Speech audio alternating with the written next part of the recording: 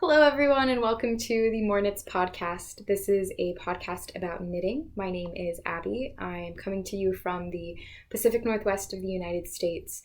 A little bit of a different background. I will talk about that at the end of the episode when I talk about some life updates, because I know it's been quite a while since I last filmed, and so many things have happened since then.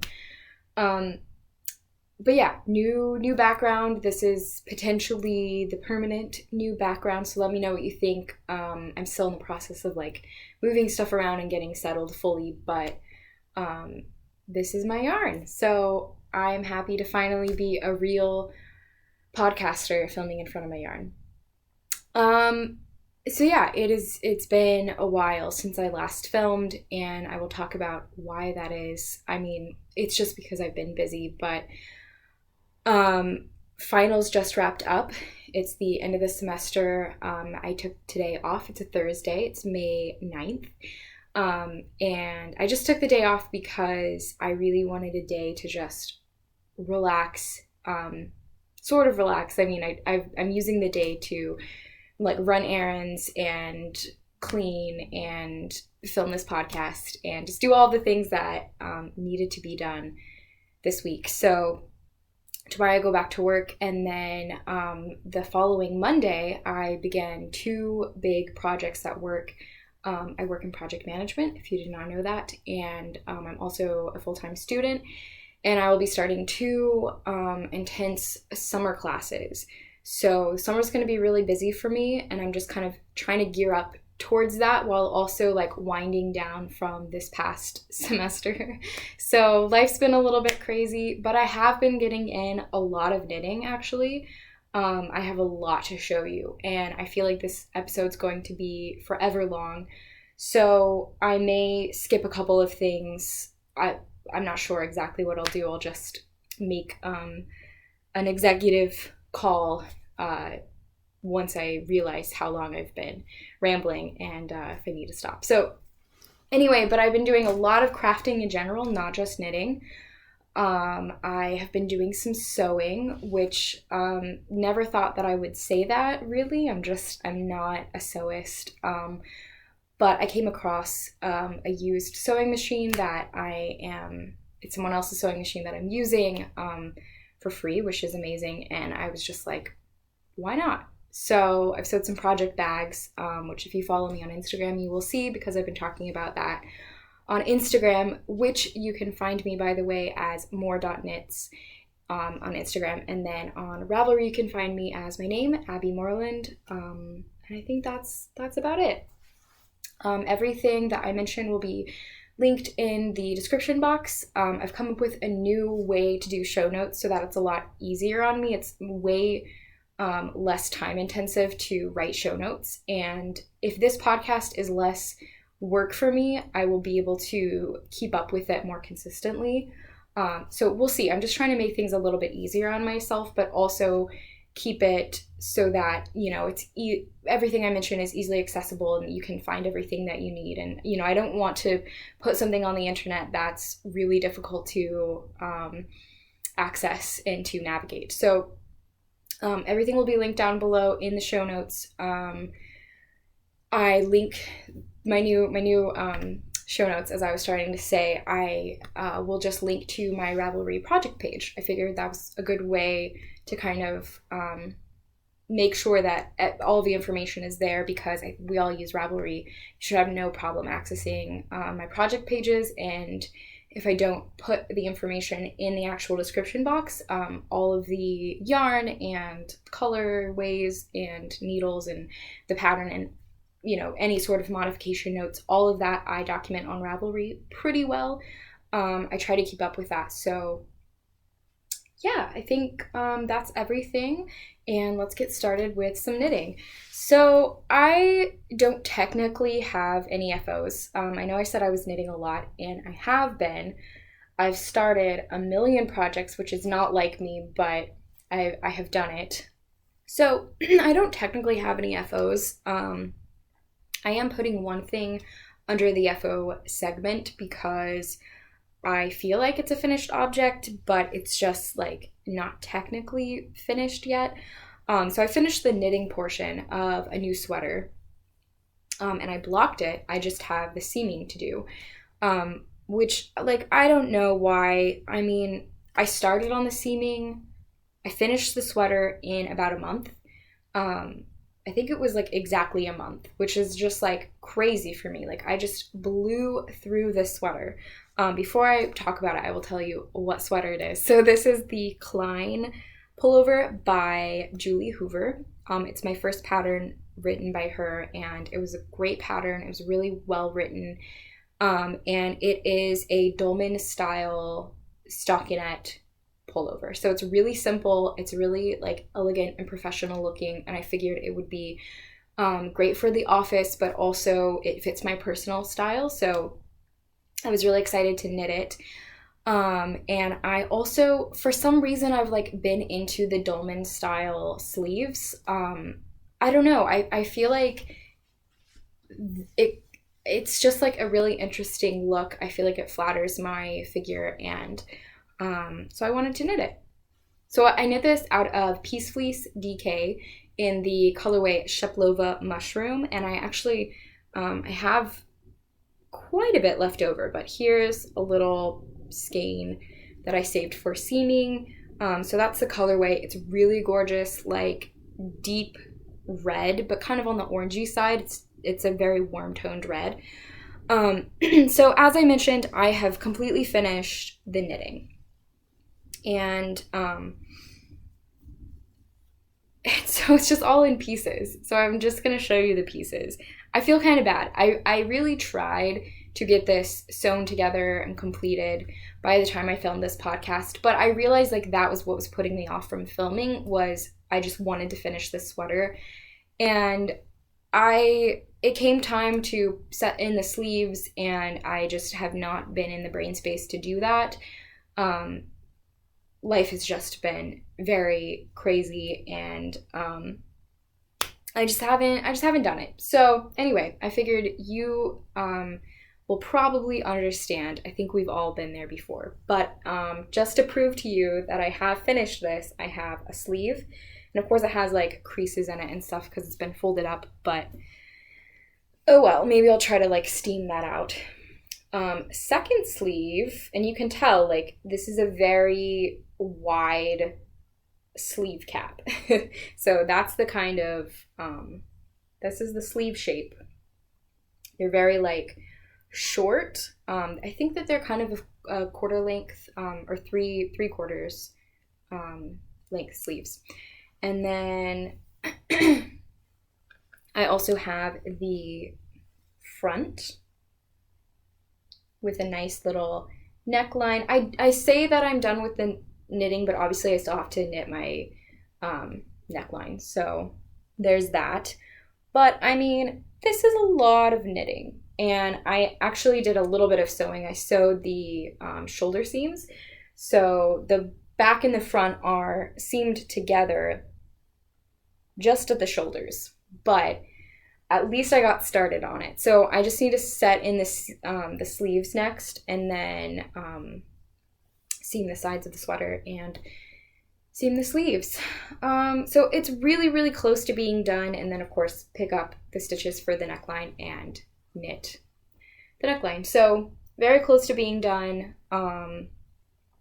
I really, so far I'm very happy with it. This was my first time working with Peace Fleece, which is a relatively affordable woolen spun yarn. And the reason I decided to use it, because it's not what the pattern calls for, is I have never worked with a woolen spun yarn before. I've always knit out of worsted spun. And what I really wanted out of this was a very lightweight sweater that I could wear in the off seasons. I could wear, again, to the office and not feel like I'm wearing this like big bulky thing that I don't want to wear, for 8, 9, 10 hours at a time. And so I really just wanted something that was comfortable, that was lightweight, and woolen spun is very lightweight. It's very airy. It's got a lot of air spun into it. So you're not really going to be able to tell I was going to show you, but it doesn't really, I mean, it looks a little bit different if you're looking at it in person, but really it's just a lot lighter. So I can just kind of lift this up, and it just kind of, it's not very heavy. I don't know how much it weighs, but when I'm comparing it, I think of Knit Picks Wool of the Andes. That's a very accessible yarn, so I think a lot of us have knit from it. And I mean, I knit a fully cabled giant cardigan out of Wool of the Andes. That was my first sweater that I ever knit, so I didn't really know anything about knitting or yarn. I just bought the yarn because it was really affordable. And I love that cardigan, and I love that yarn, but it's so incredibly heavy. It's like a coat, and even like our winters will get really, really cold, and I will just like wear the cardigan on its own, kind of like a coat, because it's just so heavy. So I wanted to try wool and spun, and it was kind of amazing. I loved knitting with it. This knit up so quickly. It's a DK weight yarn, so it really just flew off the needles, and I love all the little details. For example, the hem. The hems are 1x1 ribbing, and the pattern calls for, it lets you choose either a 1x1 tubular cast on, or an alternate cable cast on, and I went with the alternate cable cast on, which although is tedious and it takes a while, and I won't say that I like the cast on, I think it's a lot more sturdy than the tubular cast on. I also think it is a little bit easier than the tubular cast on. It's just you're less likely to lose your place, and I just feel like it's a little bit easier, but I'm not gonna lie, it is really tedious to do all, to cast on with the alternate cable cast on for all of these pieces. But I made it through. It was fun. I enjoyed it, and I just need to get my ass into gear and seam this sweater and finally finish it. I mean, it's too hot now to wear it, but I need to finish it. So I'm gonna count that as an FO, but hopefully next time I film, I will actually be able to show that to you, and that will actually be a finished object. So moving on to whips, I will start with a whip that you've seen before. I think this is the only whip that you've seen, possibly, except for a pair of socks that I'm working on. So this is the, oh my god, I forgot what it was called. This is called Nimue by Cirilia Rose, and this is in the Pom Pom magazine. Actually, here it is. This is Pom Pom Quarterly, and it is the Winter 2018 issue. It's the one with the gorgeous photography on the black background with just beautiful foliage, and I mean the photos are just lovely. Here's a really popular design by Caitlin Hunter. Yeah. Anyway, so I'm knitting the Nimue by Cirilia Rose from this magazine. Let me find a photo of it. No, where are you? It's a really gorgeous, almost poncho-like sweater. So I've shown it to you before, but here it is again. And it's got these really cool cables in the front, just this really interesting design, plunging V-neck, and then just really like big poncho-like sleeves, and the sweater doesn't really have a shape to it. So for some reason, I'm just like into these big sleeves. I don't know, but I am. So I'm just leaning into it.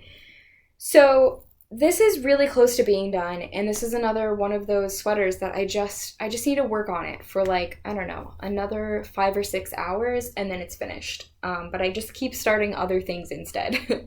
So anyway, this will definitely get done. This is what I have so far. It really, like, most of it is knit. So I've knit the entire front and back and the neckline, and I love this V-neck. Like, it's just really gorgeous. And then I finished one of the sleeves, which, like, you know, it's a pretty short sleeve, but, like, let me show you how much knitting this is. It's so much knitting, and it's all stockinette. So, I mean, it's all knit flat as well. So it's just a lot of knitting. I think the real reason that I haven't finished this yet is because I actually did finish it. I knit both of the sleeves, and this is a gripe that I have with the pattern. I will say that there are several errors in the pattern. There is an errata that explains one of the errors, but not the other one that I found. And then another issue that I had with it is, it's not that it's not well written, but it's just, you can kind of tell that it's written in the context of a magazine. So it's not written to be sold individually on Ravelry, where, you know, it can be up to like 10 pages and it doesn't really matter because it's only going to be digital copies. You know, you have to account for the fact that it's going to be printed.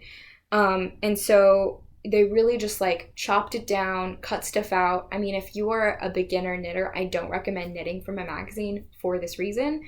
But even if you're a more experienced knitter, you just have to know that going into it, that it's just not going to have as much information as you would like. And so you're probably going to have to do some math on your own. You're going to have to do some figuring out, maybe a little bit of like shaping on your own, that kind of thing. So you just have to be aware of that. It's not awful, but you know, you do have to be aware. I mean, the magazine's really inexpensive, for what it is. So I don't want to complain too much because I think I paid like $17 for it, and that included shipping to the US. So it's really not that expensive, considering how many patterns and how much more information is in the magazine.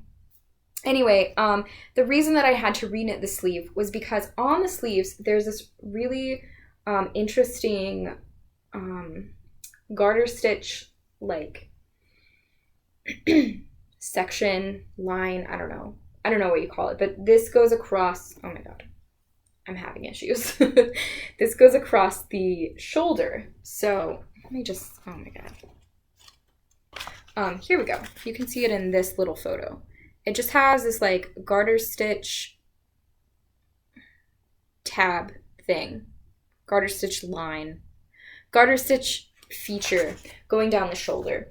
And that's also where the decreases are. And so what happened was, to knit the sleeves, you have to pick up all of these stitches. So we start here at the back, and this is actually the construction of the sweater. You start at the back and you keep knitting, and you have to pick up from this hem all the way to the front hem. So this is a lot of stitches to pick up, right? I think it's like 200 or something.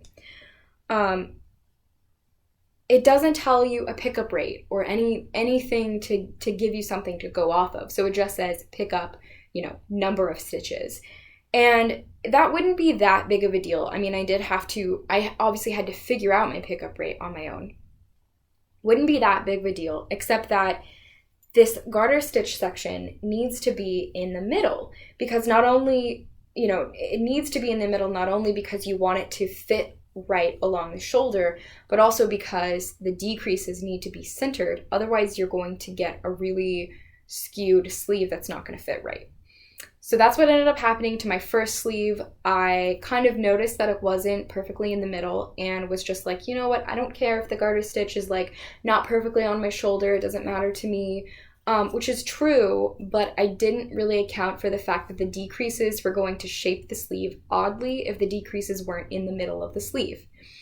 So, and they were in the middle like stitch wise, but what happened was I had more stitches on a smaller part of the knitting. So I picked up too many stitches on one side of the garter stitch and too few stitches on the other side of the garter stitch.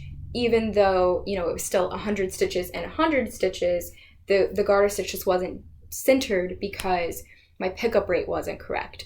So that was kind of frustrating. I mean, I started this during a time when I really had no brain. I just didn't have a brain. I was working a ton and school was really difficult at that point. So I just kind of wasn't really thinking about it and kind of just trying to trust the pattern, which was a little bit of a mistake. So anyway, I think that kind of like, I don't know.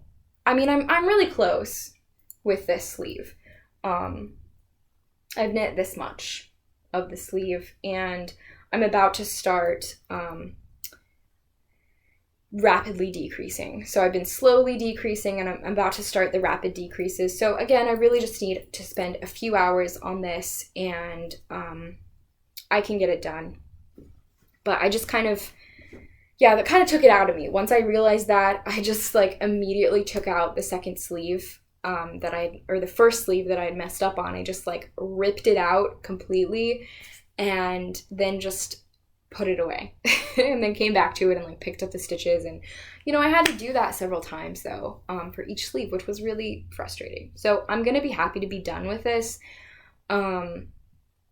because it has caused me some frustration, but I do think it's going to be pretty. I'm probably not going to wear it very often, but I do think it's a really cool garment. So I'm happy, you know, that I'm knitting it. But anyway, the yarn that I'm using for this is Garnstudio Drops Alpaca in the colorway Altrosa, I think is how you say it. I mean, it's not very nice yarn. It's drops yarn, but it is alpaca and it is really soft.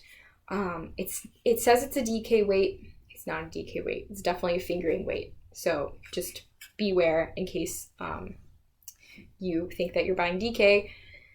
You're not. You're buying fingering. So anyway, and I think I got gauge with the needles. I maybe went down a size. I don't remember. But anyway, that's been living in my French field bag that I got in Nashville. So yeah, that's that. And then let's get to some more fun stuff, some less frustrating and frankly boring, because I think I got like maybe 3 inches on that since the last time I talked to you. So, okay, let's see. Next project, let's do a sock, because I just showed you 2 sweaters. I've been a sweater addict. I have not knit really anything else other than sweaters, except for just like a couple things that I'm going to show you. But I've just been so into sweaters. So that being said, I do have a sock to show you.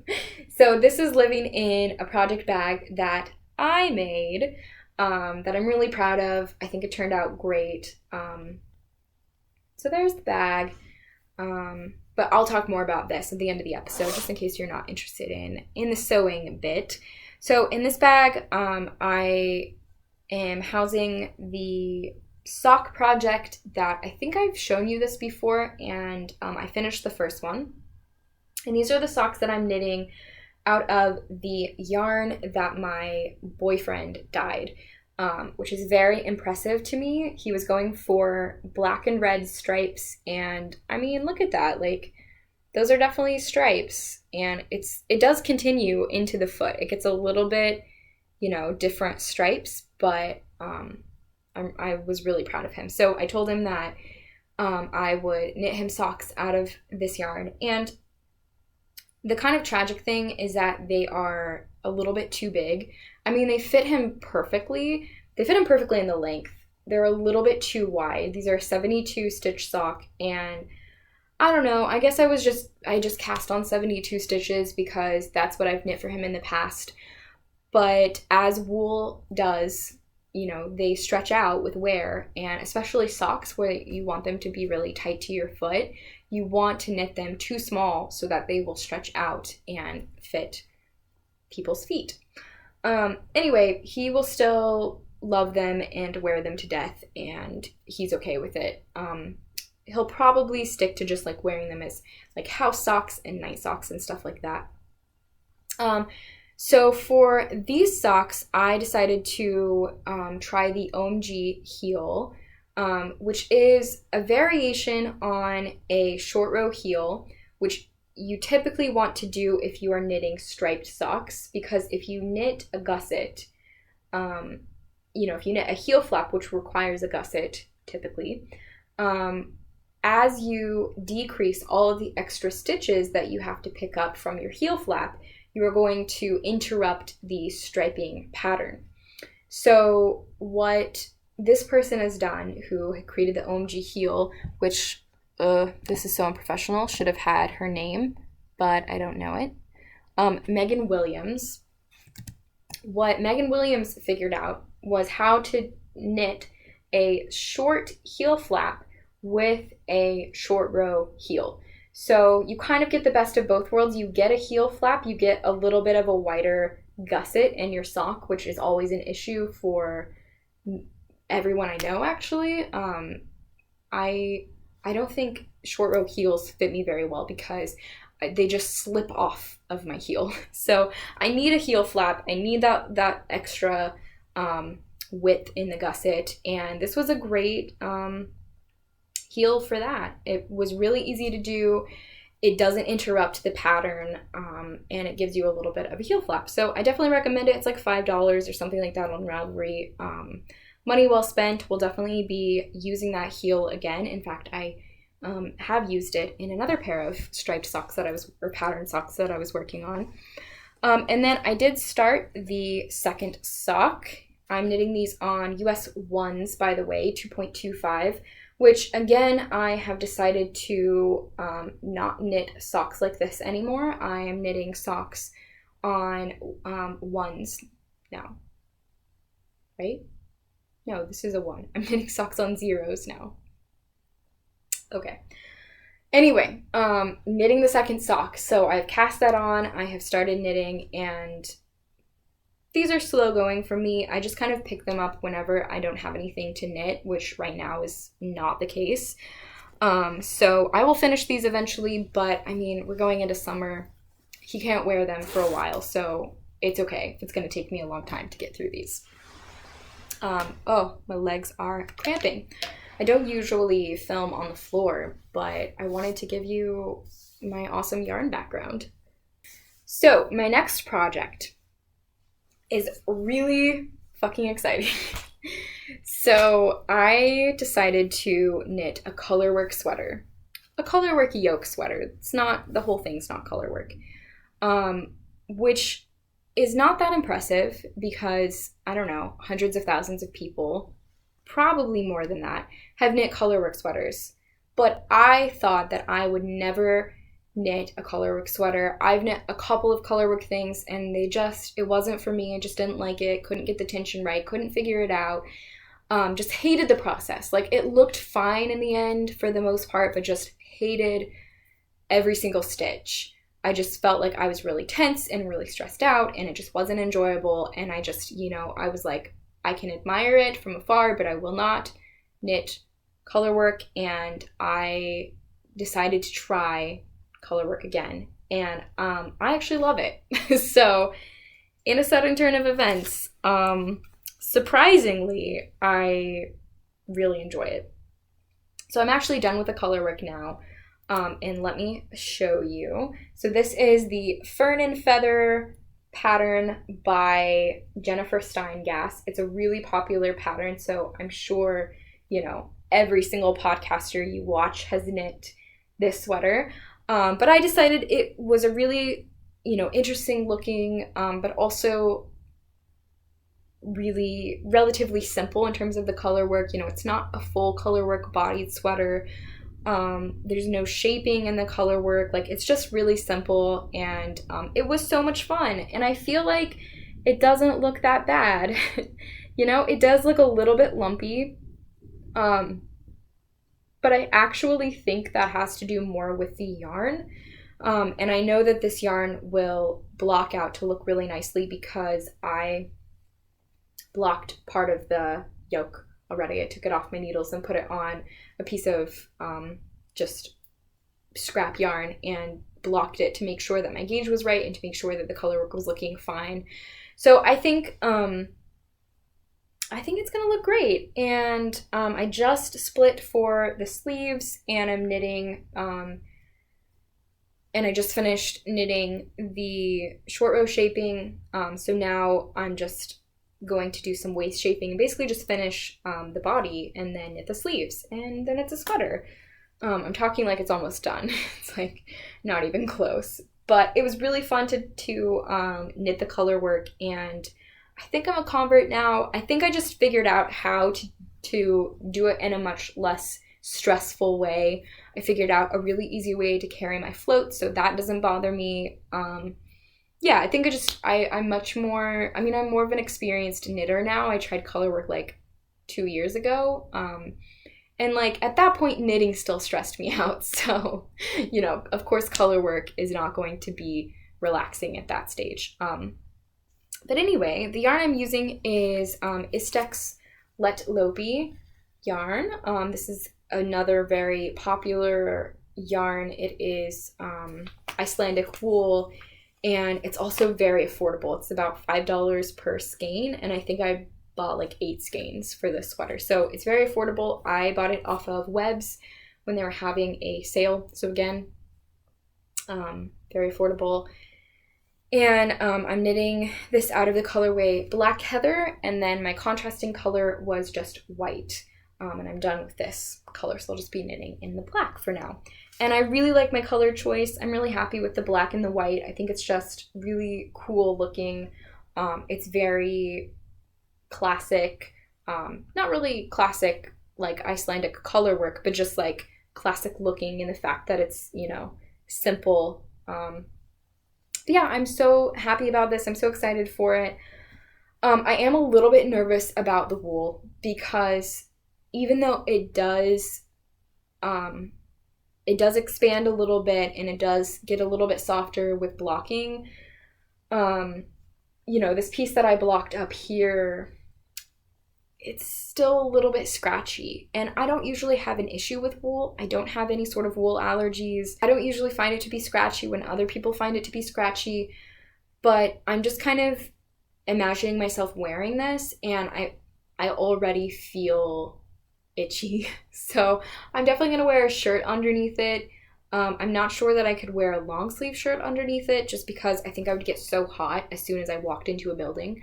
But I could definitely wear a short sleeve shirt under it, and I think I'll be all right. But, you know, if I don't get that much wear out of it, at least this has been a gateway into color work for me. The really woolly, sticky wool was kind of a safety net for me, and I felt like even if my color work tension's not perfect, like it'll kind of block out and it'll kind of look fine in the end. So I feel like this was a great way to try color work. And I'm excited to finish the sweater, but, yeah, no, let me see. So I will keep you posted on the scratchiness of the wool, once I actually finish the sweater. But, yeah, I'm really enjoying it so far. I had a really fun time doing the color work, and the pattern is well written. I will say that the short rows in the pattern, are not actually written out. So she tells you what to do, but does not give you a short row method. You just like fill that in with your own method. And I chose to do the German short rows because I think those are what look great and they're also really easy to do. But just a heads up, if you are new to sweater knitting and you haven't knit short rows before, just kind of brush up or, you know, watch a few YouTube videos on how to do short rows before trying to knit this, just so that you won't be freaked out by the pattern not telling you what to do. And I am housing this in another project bag that I made. I'm so proud of myself, can you tell? But clearly this sweater needs to graduate to a new bag because, I mean, it's completely overflowing. I will talk more about this bag when I talk about my sewing, but I mean, oh my god, it's just so cute. I love this fabric. So, all right, on to the next sweater. So even though I loved knitting that sweater, once I got past the color work and I was just knitting stockinette, and now, you know, it's just a stockinette tube basically, I realized I don't really have anything complicated to be knitting right now. I just have stockinette. Which is not okay for me. So I decided to cast on another sweater, and this is yarn that I bought off of Webs, and I want to talk about really quickly how I buy yarn.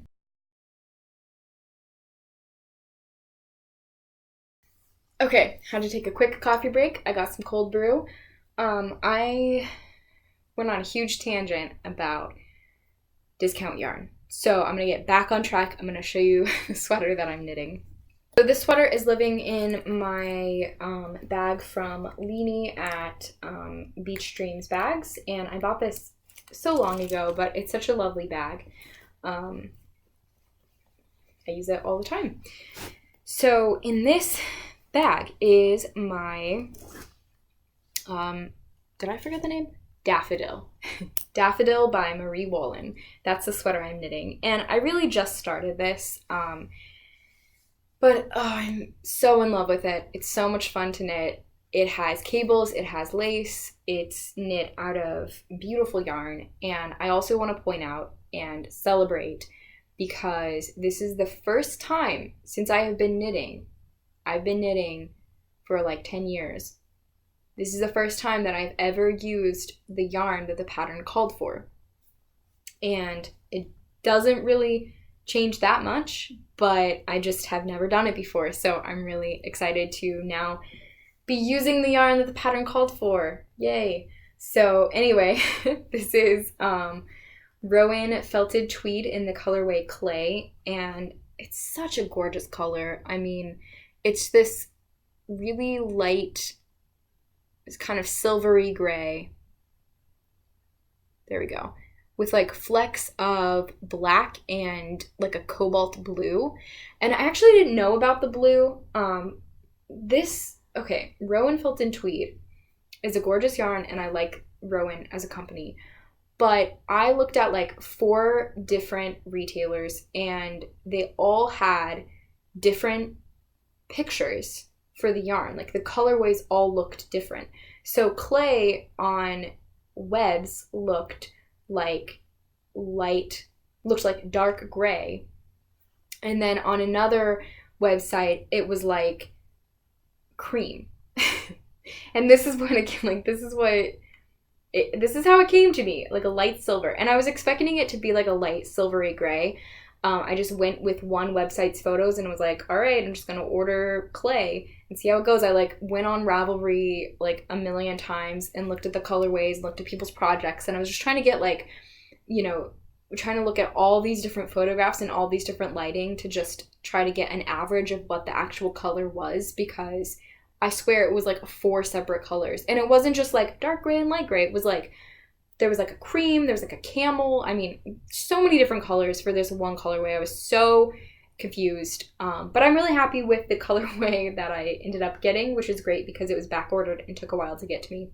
Anyway, did not know about the blue specks in it, but I'm actually really happy with the blue. I think it's gorgeous, and just adds more dimension.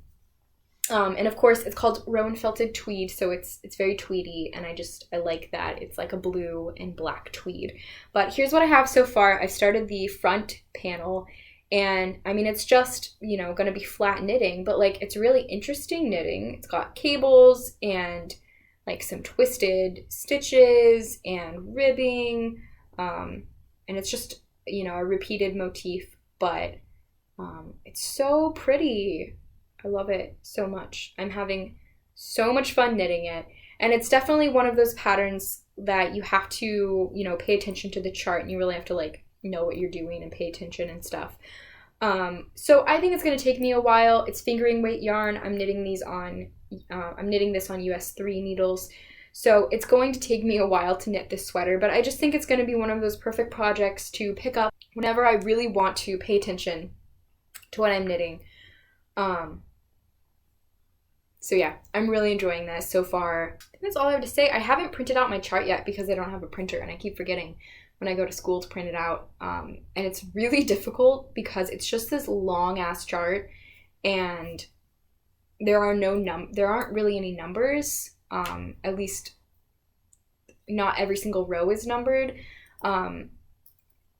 And the stitches aren't numbered either, so it's like a little bit difficult to follow. I'm having a lot of fun with it, and I will print out the chart. I think that'll make things easier, but anyway, I'm having a lot of fun with it. So, and I do have the rest of the yarn. which I put so neatly in this basket because I just think it's just such pretty yarn. I just wanted to kind of display it on my shelves. So knitting that sweater, and then I think that's it. Wow, did I make it through everything? Okay, so I made it through all of these sweaters, but I still have one more thing to show you.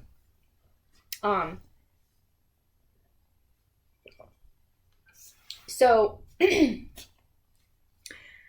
let me give you a little bit of a backstory. So with this move, I recently went through all of my yarn, and I had quite a bit of old yarn that I had either purchased or received as a gift when I was like 10 years old when I first started to knit. And I didn't know what to do with all of it, but I went through all of it. I destashed some of it. I donated some of it. I still have some of it that I'm trying to figure out what to do with. But in my stash, I sorted out all of the cotton that I have, and I put it in this like medium-sized tote. Can you see that? It says cotton. I labeled it so I wouldn't forget what was inside of it. And I have all of this cotton that I just like, I've had for so long, and I mean, I did buy some of it, but I was gifted the majority of it.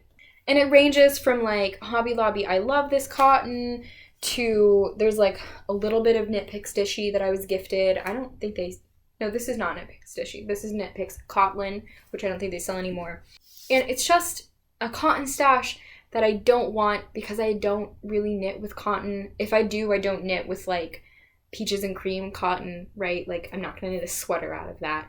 So, but it's just sitting here. I have gotten inspired by Amber of the Yarn Hoarder podcast, who I think for like a year now, for over a year, has been holding a dishcloth knit along, and I'm not sure that I'll participate in the knit along. I don't know of the requirements. I think it's really casual, but anyway, she's holding this knit along and is trying to go through her cotton stash, which she has a lot of cotton, so she's being really deliberate and intentional about knitting her dishcloths, and she's knitting, I think, one a week is like her goal for herself. So I don't really have any goals. I don't have any like deadlines or restrictions or anything like that. I am just deciding to knit through my cotton stash for however long it takes me to knit dishcloths. I'm putting my dishcloths in this basket, and I've knit 3 so far. So the first one I knit was this striped one, and it's just like a white flecked cotton striped with pink. So I knit this one, and then also with that same pink, I knit this one with gray.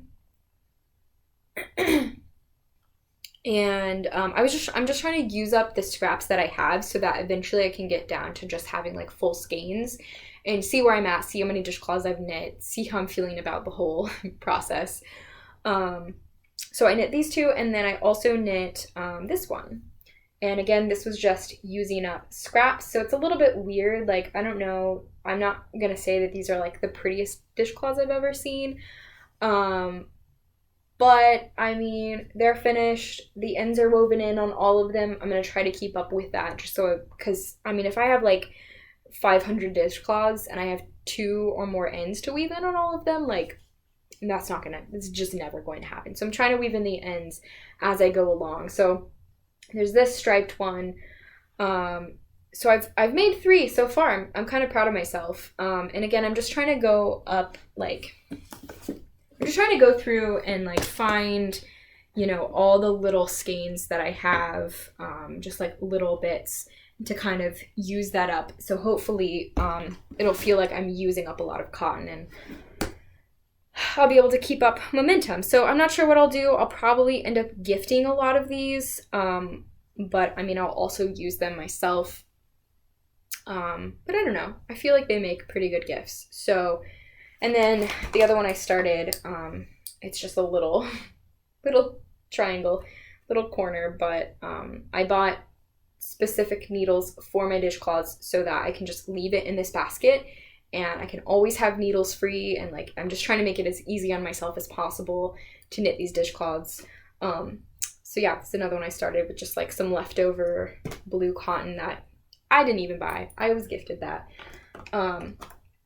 Anyway, so that is another project that I'm working on. I'm finally, like, I'm deciding that this is the season of going through all of my yarn, going through all of my stuff, really, and just purging, using, you know, I'm just trying to use it all up, make stuff out of it so that it's no longer in the back of my head. Yeah, that's, oh, and the pattern I'm using is Gramma's Dishcloth by PJ Allen. It's a really popular one on Ravelry. It's super, super easy. I'm knitting the no holes version, which I think is easier than knitting the holes, and I think it looks better, so I recommend that version. It's a free pattern, really, really simple, easy, so easy. So yeah, that's what I'm knitting. Those are all of my projects. Oh, okay. So I wanted to talk about sewing, and I think I was going to say maybe I won't because this is getting really long, but you know what? I think I'm just going to have a really long podcast, and if you are only interested in the knitting, you can exit out of the video. I can't really control what you do, so, but I do want to talk about sewing. I probably like 2 years ago, I knit. I can't keep my craft straight. I sewed this project bag, and I shared it on the podcast, and I was really proud of it. And it's just a really, really simple drawstring bag. It does have a boxed bottom, so like there's a little bit going on, but it's not even lined. So anyway, it was just really simple. It took me forever to sew it.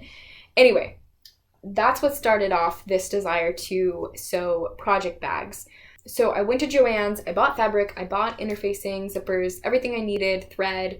I have this old sewing machine that was actually my boyfriend's sister's sewing machine that she is not currently using, so I am using it. So the first bag that I sewed was this one. You can tell it's really stuffed with a design project actually that I'll talk about later if the design ever goes anywhere. But anyway, this was the first bag that I made. It's really cute fabric. I really liked this like neon zipper that I added. I added like a little keychain tab thing. You know, and it's lined with the darker gray fabric. So anyway, I had a lot of fun with it. It's definitely not anywhere near perfect. Like the zipper's not perfect by any means. The top stitching is definitely not perfect. The corners are not perfect. And then most of all, like the way that the zipper was put in, the edges on the zipper just don't look very good. So anyway, it's fine. I will still use it because I made it. But it's definitely not, I'm not like proud of it by any means. So anyway, from there I went on to make another one, and you have seen this one. It is the cat one that I showed you. And this one's definitely better. The top stitching is better, the zipper's straight, the seams on the bottoms are almost straight. This one's lined with this really cute dark floral fabric. But again, the zipper was really bothering me because even though I don't think this looks bad necessarily, I really didn't like how the corner just like, it doesn't seem very professional looking to me. It just didn't look great. I wasn't like super happy with it, but I felt like I was on the right track. So from here, I made a third one, and this is the third one that I made. And this one is way better than the others. I feel like I really got a feel for the sewing machine and how it all works. My corners are like, I don't know how well you can see because it's black, but like the boxed bottom is like done really well, and you know, my fabric lines up on the sides. Like almost perfectly. It's, you know, I'm not gonna call it perfect, but it's better than before. My zipper is basically perfect, I would say. And then the other thing that I decided to do was look up how to sew zipper ends, because those corners on the zippers were just really bothering me. So I decided to learn how to do this. So you can see there on the edge of the zipper is just a small piece of fabric, and it's on both edges. And I just think it makes the bag look so much more finished, so much more professional. I just think it looks a million times nicer, and it is a pretty significant extra step. So it's not an insignificant thing to do, but I just think it looks so much better, and I was really pleased with that, and I'm really happy, and I'm just having so much fun sewing these. They take me a while, but I'm having a lot of fun. So from here I actually made a fourth one, and I knit, God, I'm gonna say that. So, I mean, you know what I mean, right? Hopefully. I sewed another one of the cat bags, and that one turned out like perfect. Like everything about it was like perfect to me. And I was so proud of it, and I ended up giving that one away. Well, I made it for my boyfriend's mom because she crochets, so I wanted to make her a project bag. And for that one, I don't have it to show you, but I ended up using a thicker interfacing, and because the interfacing I originally bought, I felt like it just wasn't quite stiff enough. I still feel like it's not quite stiff enough, but I went a little bit overboard and I bought interfacing that was way too thick. So that turned out fine for the smaller bag. I won't sew with it again, but it just was more difficult to sew. It was more difficult to iron it and make it look nice. But it turned out great. But then I decided to make another one with the same interfacing, and I didn't know how I felt about the thick interfacing at that point, so I decided to use it again and make this other bag for myself.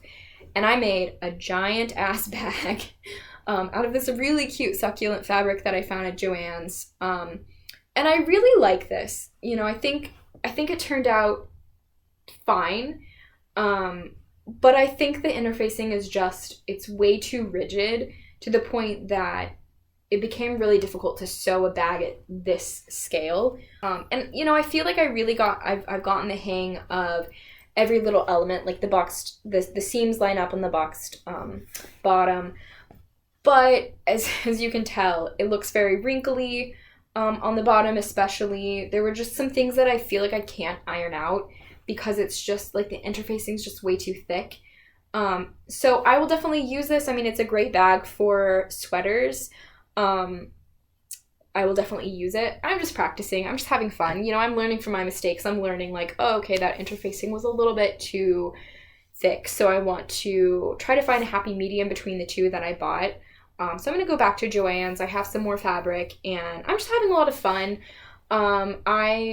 It's taking me a really long time to make them, and you know, I'm just doing them whenever I feel like sewing, which is not every day because it's an undertaking. But anyway, I just wanted to share those bags that I've made and kind of share my my findings, my trial and errors with you, and I'm sure that I'll show you more bags that I have made in the future. I'm not sure what I'm going to do with all of these bags because I don't think I have enough projects for all of them, but who knows? I mean, I am a sweater knitting fiend. I've just been knitting so many sweaters. So anyway, that's it for things that I have made. And then another segment that I wanted to kind of introduce, I've introduced it a little bit in the past, but I wanted to formally introduce this segment, is kind of an entertainment section where I talk to you about shows that I'm watching and books that I'm reading, etc.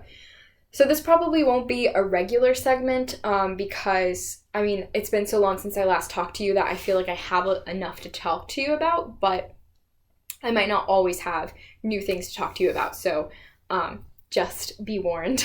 But I do want to talk about some books that I'm reading. So the first one I wanted to mention is Educated by Tara Westover, and this is a memoir, so it's nonfiction.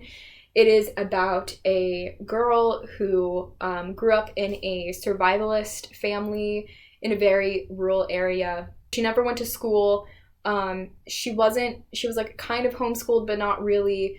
And she ended up getting out of that kind of cult-like family and went on to earn her PhD. So it's just kind of her story. I haven't gotten past her childhood yet. I'm still kind of, I don't know, about that far in. So I'm only like a little less than halfway through the book, but it's an excellent book. It's heartbreaking. It's really, really tragic to hear just the abuse that she went through, but I'm really looking forward to just reading about her journey in kind of using her pain to become a better person and to get out of where she grew up and figure out on her own how to not only live in the real world, but also really contribute to society by getting a PhD. So anyway, very smart woman. It's great writing. It's really interesting. It's intriguing. If you have any interest in, like, it's not really a survivalist story, but it's kind of a long-term survivalist story in a way. Anyway, just a lot packed into this book. It's really interesting. I definitely recommend it.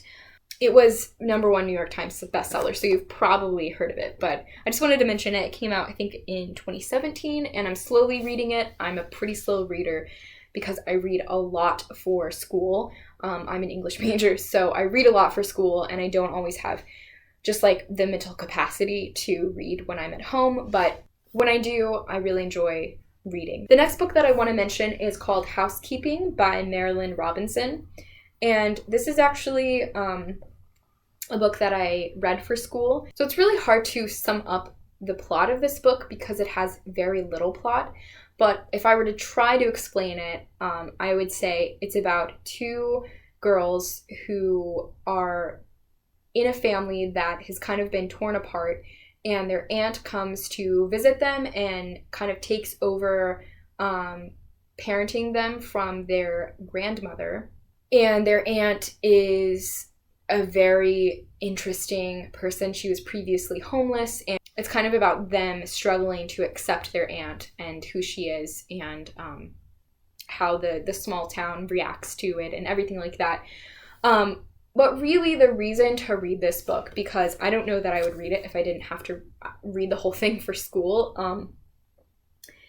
Don't read it for the plot. Read it for the sentences. Every single sentence is a masterpiece. And if you're at all interested in writing or just in like masterful, beautiful prose, you should pick this book up, go get it from your library, and like seriously just open it up to like a random page and just start reading, and you will probably get a lot out of it. I really enjoyed the prose a lot, but it is a very, very quiet book, so don't read this as like a gripping novel.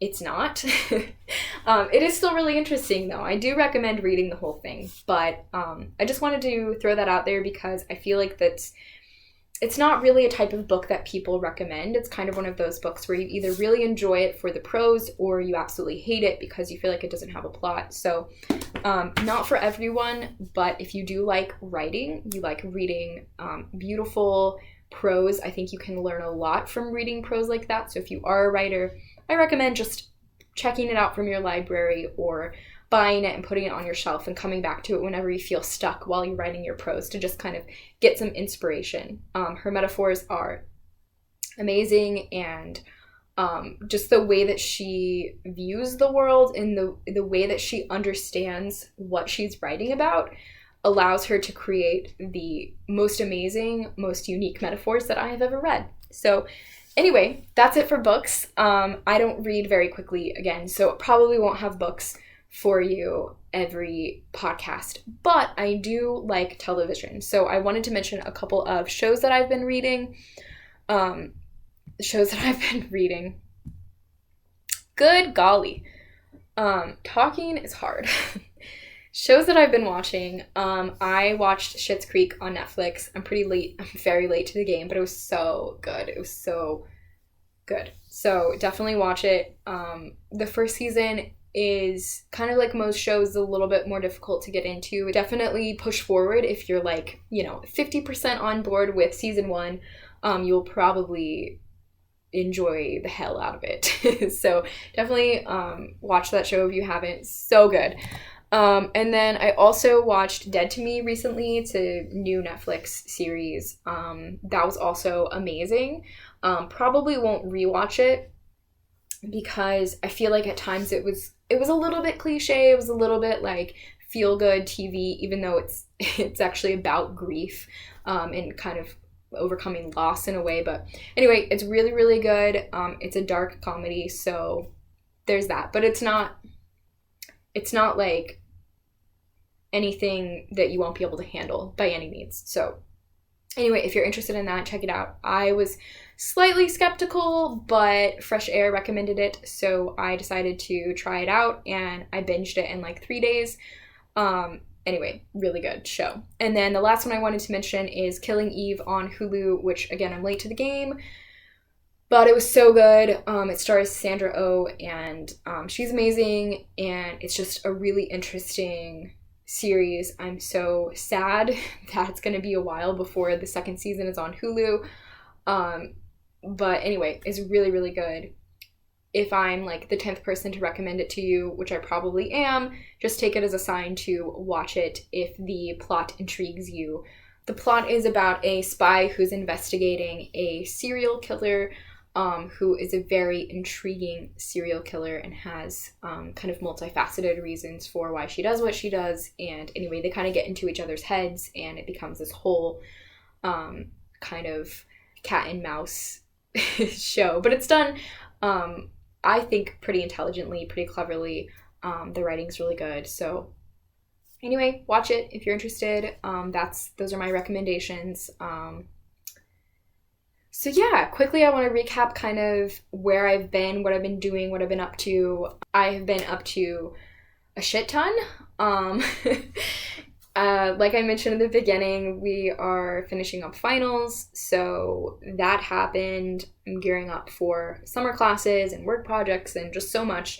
I also moved in with my boyfriend, which I'm very happy about, and that is where I'm at right now. So it's kind of funny. I used to live in a basement where there was no lighting, and I had roommates, and it was just difficult. There was like nowhere to film. So every weekend when I would film, I would come over to his house to film because, and I would actually use this room, which I've now moved into and set up as my office / knitting / sewing room, which like how freaking awesome is it that I can have an office space like this, because I've never had a space like this before. So anyway, that's why this room probably looks familiar to you, but now it's actually mine. I'm not just like using it over at his house trying to film a podcast. So anyway, that happened. Ended up moving, family visited, just, I don't know, I feel like a lot.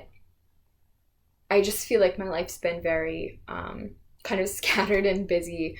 And it's going to remain that way. But I've also been dealing with depression, which has unfortunately cropped up again. Anyway, been dealing with that, which is kind of, I think, the main reason that I didn't film, because even though, you know, I'm really busy, I think if I can find time to knit, then I can probably find time to podcast. But I just was not at all feeling up to getting ready on my days off and trying to film a podcast and trying to represent myself a certain way so that I wouldn't feel embarrassed to put it up on the internet. And like, you know, I really want this to be something that's actually fun and interesting and insightful to watch, and not just something that like, you know, I'm just trying to get out as fast as possible. So I just felt like I wasn't me. I wasn't able to be on camera, and you know, I'm still kind of feeling that way, but I'm trying to push through